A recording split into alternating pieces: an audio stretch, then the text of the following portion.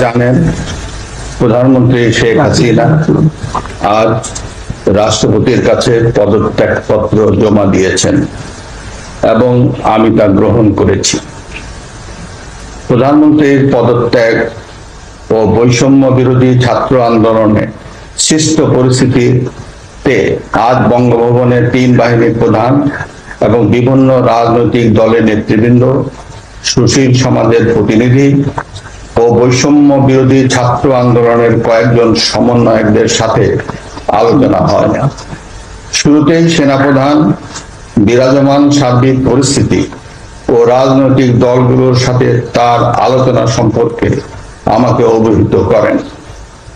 রাজনৈতিক নেতৃবৃন্দ এ সময় তাদের বক্তব্য তুলে ধরেন।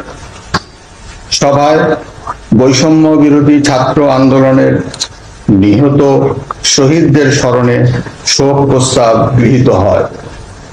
এছাড়া জরুরি ভিত্তিতে একটি অন্তর্বর্তীকালীন সরকার গঠনের সিদ্ধান্ত নেওয়া হয়। সকল দল ও অংশীজনদের সাথে আলোচনা করে গঠিত অন্তর্বর্তীকালীন সরকার যত দ্রুত সম্ভব নির্বাচনের ব্যবস্থা করবে। বৈষম্য বিরোধী ছাত্র আন্দোলন ও বিভিন্ন মিথ্যা মামলায় আটক সহ সকল বন্দীদের মুক্তি দেওয়া হবে।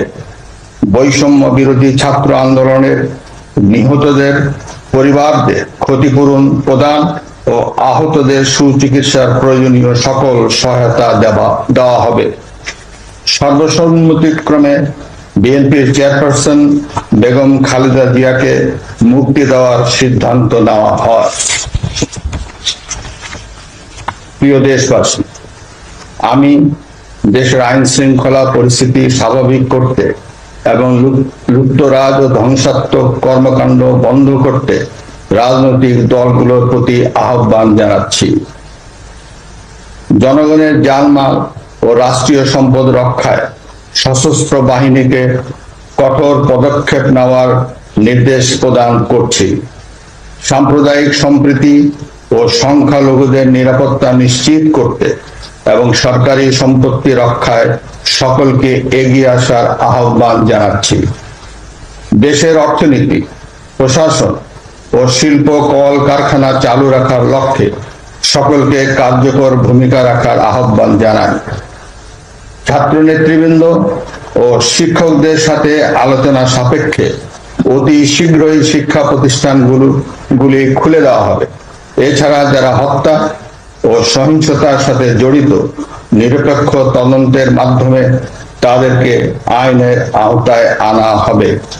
গণপ্রজাতন্ত্রী বাংলাদেশের সংবিধান অনুযায়ী অনতি বিলম্বে বর্তমান সংসদ বিলুপ্ত করা হবে।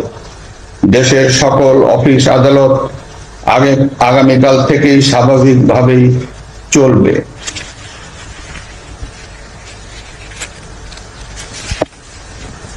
প্রিয় দেশবাসী, আসুন আমরা দেশকে বাঁচাতে একযোগে কাজ করি। পারস্পরিক হিংসা বিদ্বেষ ভুলে ও প্রতিহিংসার ঊর্ধ্বে উঠে দেশকে এগিয়ে নিতে নিজ নিজ অবস্থান থেকে ভূমিকা রাখার জন্য আমি বিনয়ের সাথে আপনাদের প্রতি অনুরোধ করছি।